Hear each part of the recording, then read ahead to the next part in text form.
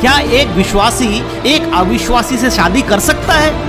बहुत सारे लोग कहते हैं कि हाँ, एक विश्वासी दूसरे अविश्वासी से शादी कर सकता है, लेकिन बहुत सारे लोग ये भी कहते हैं कि एक विश्वासी दूसरे अविश्वासी से शादी नहीं कर सकता है। आखिरकार इन दोनों में सही कौन है? तो बाइबल इसके बारे में क्या कहती है? बाइबल क्या बताती है? क्या एक विश्वासी एक अविश्वासी से शादी कर सकता है कि नहीं कर सकता है?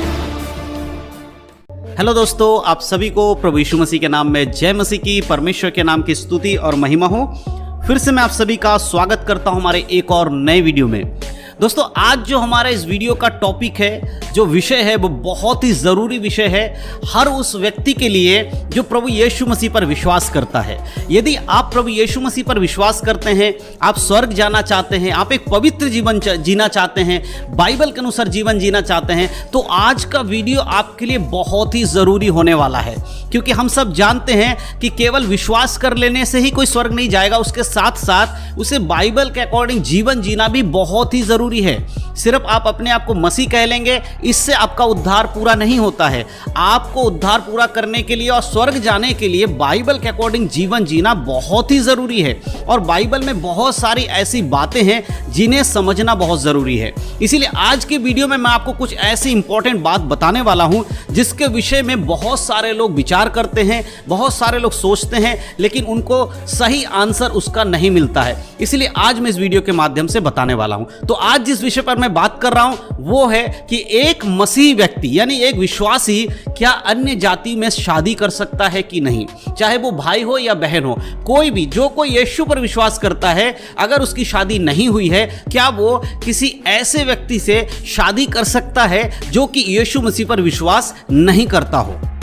तो आज इस वीडियो के माध्यम से मैं आपको क्लियर करने वाला हूं बाइबल के वचन के द्वारा कि एक विश्वासी एक अविश्वासी से शादी कर सकता है या नहीं कर सकता है। तो इसके लिए आपको वीडियो को पूरा देखना होगा और जो वचन आज मैं आपको बाइबल के अंदर से बताने वाला हूं उनको बड़े ध्यान से सुनना और समझना होगा, तब आप अच्छे से समझ जाएंगे कि एक विश्वासी अविश्वासी से शादी कर सकता है कि नहीं कर सकता है। तो चलिए दोस्तों, देर नहीं करते हुए आज की इस वीडियो को हम सब मिलकर शुरू करते हैं। दोस्तों, जैसे कि मैंने वीडियो की शुरुआत में आपको बता दिया है कि आज हम बात करने वाले हैं एक विश्वासी अविश्वासी से शादी कर सकता है या नहीं कर सकता है। जी हाँ दोस्तों, इसके ऊपर मैंने अपने चैनल के कम्युनिटी टैब में एक पोल डाला था आज से कुछ दिन पहले, और मैंने ये सवाल पूछा था आप लोगों से कि क्या एक विश्वासी अविश्वासी से शादी कर सकता है या नहीं कर सकता है। तो आप में से बहुत सारे लोगों ने उसमें आकर वोट किया और हमें बताया कि क्या एक विश्वासी अविश्वासी से शादी कर सकता है या नहीं कर सकता है, जिसमें से 18% लोगों ने इस बात पर वोट किया था कि हाँ, एक विश्वासी अविश्वासी से शादी कर सकता है। लेकिन वहीं पर दूसरी तरफ 82% लोगों ने 82% लोगों ने यह कहा था कि एक विश्वासी एक अविश्वासी से शादी नहीं कर सकता है। तो आज मैं इस वीडियो के माध्यम से आपको बताने वाला हूं कि आखिरकार एक विश्वासी अविश्वासी से शादी क्यों नहीं कर सकता है। तो बड़े ध्यान से वीडियो को देखिएगा। उसके लिए मैं कुछ बातें, कुछ वचन आज आपको बताने वाला हूं। बहुत सारे लोगों ने मुझे कमेंट करके यह बोला था कि आपको बाइबल की नॉलेज नहीं है, आप नहीं जानते हो कि बाइबल में लिखा है कि भाई एक विश्वासी एक अविश्वासी से शादी कर सकता है। अगर एक विश्वासी किसी अविश्वासी से शादी करेगा तो वो शादी के बाद उस अविश्वासी, चाहे वो बहन हो या भाई हो, उसे प्रभु यीशु मसीह के बारे में बताकर अपने प्रभु यीशु मसीह के ऊपर विश्वास को ला सकता है। लेकिन मेरे प्रियो, ऐसे सोचने वालों, याद रखो कि परमेश्वर का वचन हमें इस चीज की इजाजत नहीं देती है कि हम एक अविश्वासी से शादी करें अगर हम प्रभु पर विश्वास करते हैं। तो जो लोग ये कहते हैं कि जब हम एक विश्वासी होकर अविश्वासी से शादी करेंगे तो वो हमारे घर में आएगा तो हम उसे प्रभु के बारे में बताएंगे और वो प्रभु को ग्रहण कर लेगा, लेकिन इससे ज्यादा चांस ये है कि आप जब किसी अन्य जाति में किसी अविश्वासी से शादी करेंगे तो आप प्रभु को छोड़कर उनके साथ भी तो जा सकते हैं, इसकी भी तो संभावना अधिक है। तो इसीलिए आज मैं वचन के द्वारा बताने वाला हूं कि एक विश्वासी अविश्वासी से शादी क्यों नहीं कर सकता।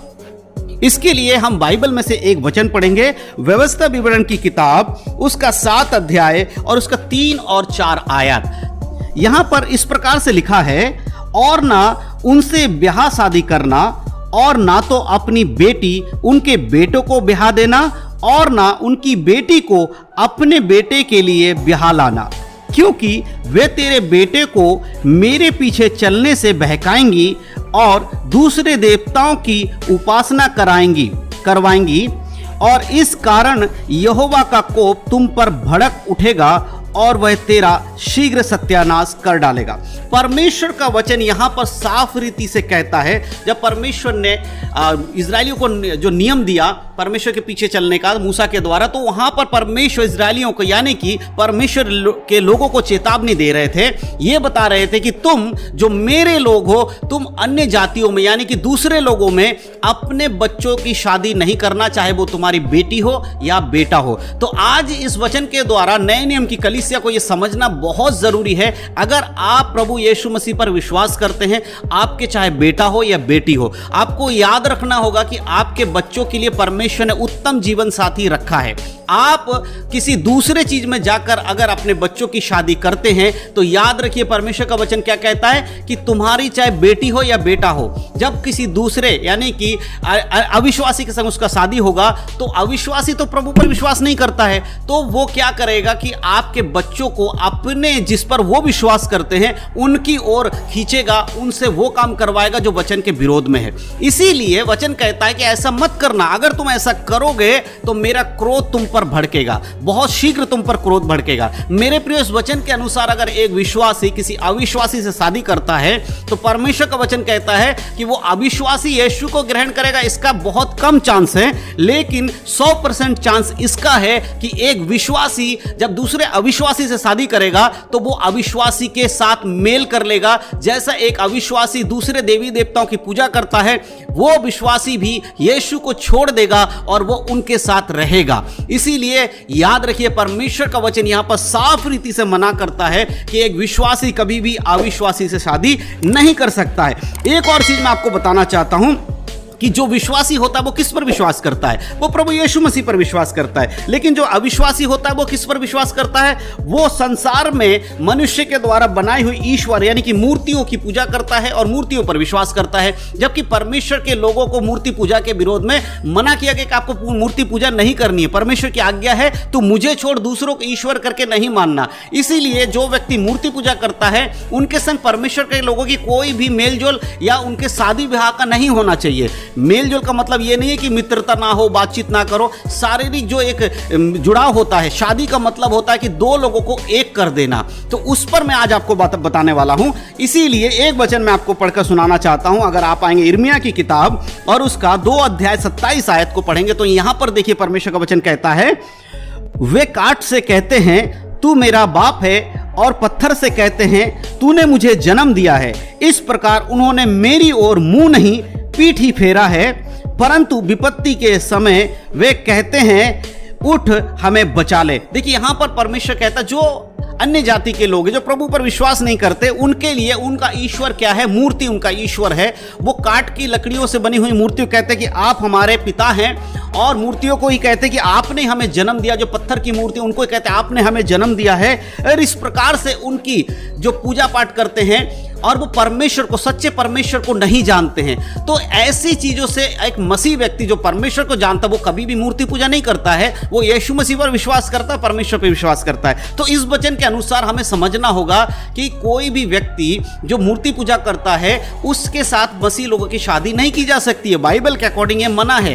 एक विश्वासी को एक विश्वासी के साथ ही शादी करना चाहिए, अविश्वासी के साथ उसका कोई मेल जोल नहीं है। परमेश्वर का वचन साफ रीति से कहता है। अगर मैं आपके लिए एक और वचन पढ़ूं, व्यवस्था विवरण में अगर हम आते हैं उसके 7 अध्याय और 7 अध्याय के 9 से लेकर 11 तक अगर हम पढ़ेंगे तो वहां पर देखिए क्या लिखा है, इसलिए जान रख कि तेरा परमेश्वर यहोवा ही परमेश्वर है।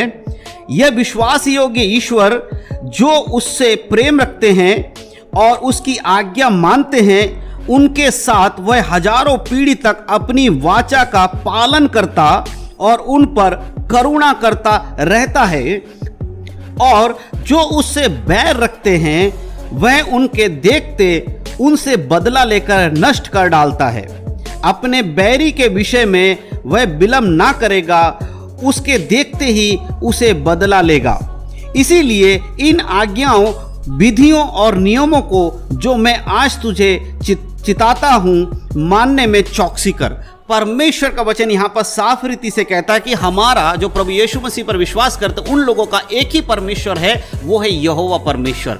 इसीलिए जो यहोवा परमेश्वर पे विश्वास करता है, अगर वो किसी दूसरे ऐसे व्यक्ति से ब्याह कर ले या शादी कर ले जो यहोवा परमेश्वर पे विश्वास नहीं करता है, तो परमेश्वर कहता मैं उसे नष्ट कर डालूंगा, क्योंकि मैं जो परमेश्वर हूं, मैं एक ही परमेश्वर हूं, कोई हजारों परमेश्वर में से एक नहीं, मैं अकेला ही परमेश्वर हूं। अगर तू मेरी आज्ञाओं को मानेगा और मेरे वचन के अनुसार चलेगा तो मैं तुझे हजारों पीढ़ी तक आशीष दूंगा, लेकिन अगर तू मेरी आज्ञाओं को नहीं मानेगा, मेरे वचन के अनुसार नहीं चलेगा, तो मैं तुझे बहुत ही शीघ्र नष्ट कर डालूंगा। इसीलिए मेरे प्रियो, जब आप ये बात कहते हैं कि नहीं हम मसीह में हैं लेकिन हम अन्य जातियों में शादी करेंगे, तो उससे क्या दिक्कत है? जब कोई लड़की हमारे घर में आएगी तो हम उसे मसीह में ले आएंगे, लेकिन ऐसा नहीं है। आप मसीह में तो उसे बाद में लाओगे, लेकिन पहले तो आप उसे अपना चुके हो ना, क्योंकि आप जानते हो परमेश्वर कभी नहीं कहता कि जाओ और जाकर किसी दूसरे चीज से मेल रखो। परमेश्वर ने हमें अलग किया है संसार से, परमेश्वर ने हमें अलग किया है मूर्ति पूजा से, परमेश्वर ने हमें अलग किया है बाकी सारे संसारिक रीति रिवाजों से।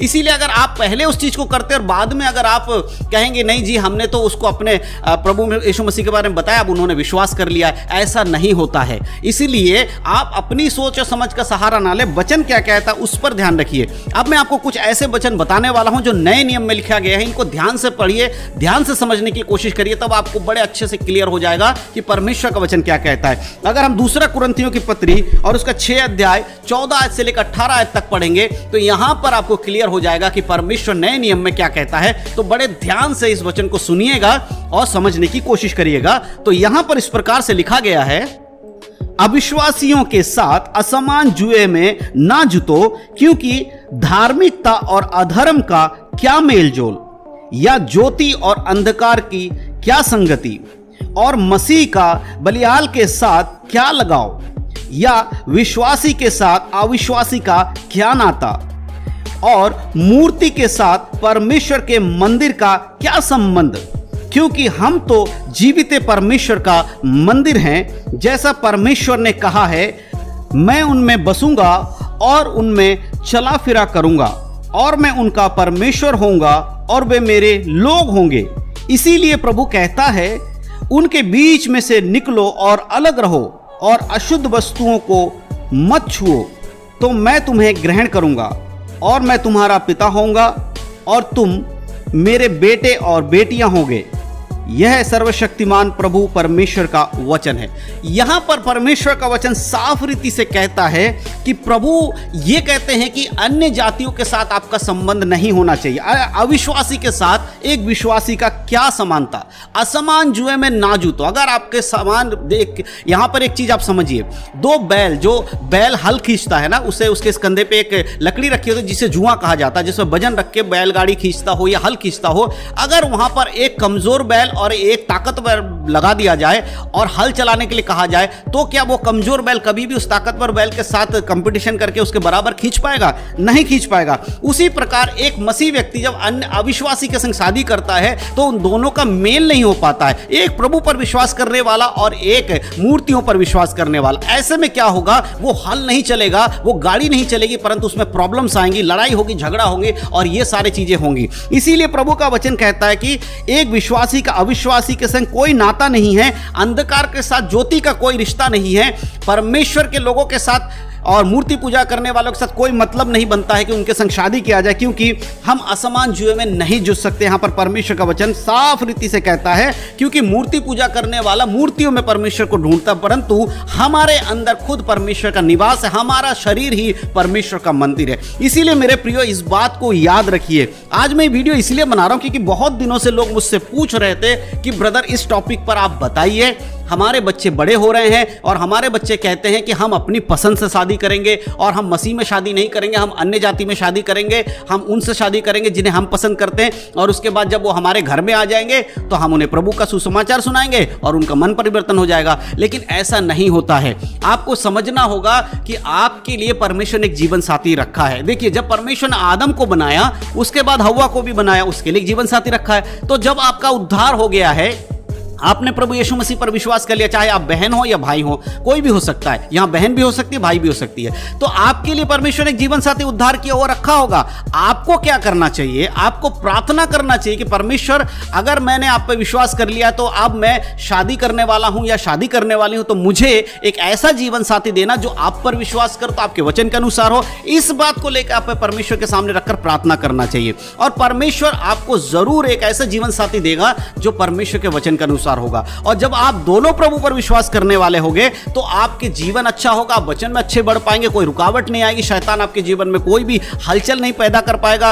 और अगर आप ऐसा करते हैं कि आप किसी अविश्वासी से शादी कर लें, तो हो सकता है कि शैतान अविश्वासी के द्वारा आपके आत्मिक जीवन को खत्म कर देगा। और यही होता है, मैंने बहुत सारे ऐसे मसीहों को देखा है जिन्होंने अपने बच्चों को अन्य अविश्वासियों के साथ शादी कर दिया, और उसके बाद उनके बच्चे जो प्रभु पर विश्वास करते थे, अच्छे विश्वासी थे, चर्च जाते थे, बाइबल पढ़ते थे, कुछ दिन, कुछ महीने या साल के बाद उन्होंने प्रभु को छोड़ दिया और वो वैसे बन गए जैसे उनका जीवन साथी था, यानी कि अविश्वासी के समान हो गए। तो इसीलिए मेरे प्रियो, अगर आपका आत्मा का ही उद्धार नहीं हो पाएगा तो फिर आप यीशु मसीह के साथ चलकर क्या कर पाएंगे? इसीलिए वचन के अनुसार बाइबल हमें यह बात बताती है कि एक विश्वासी का अविश्वासी के संग शादी ब्याह नहीं हो सकता, इसमें कोई दो राय नहीं है। अगर आप किसी अच्छे बाइबल के जानकार से पूछेंगे, किसी अच्छे पास्टर से पूछेंगे जो बाइबल को अच्छे समझते होंगे पवित्र आत्मा के द्वारा, तो आपको यही सलाह देंगे कि एक विश्वासी अविश्वासी से शादी नहीं कर सकता। लेकिन कौन कौन से व्यक्ति ऐसे होते हैं जो ये कहते हैं कि हाँ कर सकता है, वो प्रभु में आ जाएंगे, बाद में हम उन्हें सुसमाचार सुनाएंगे?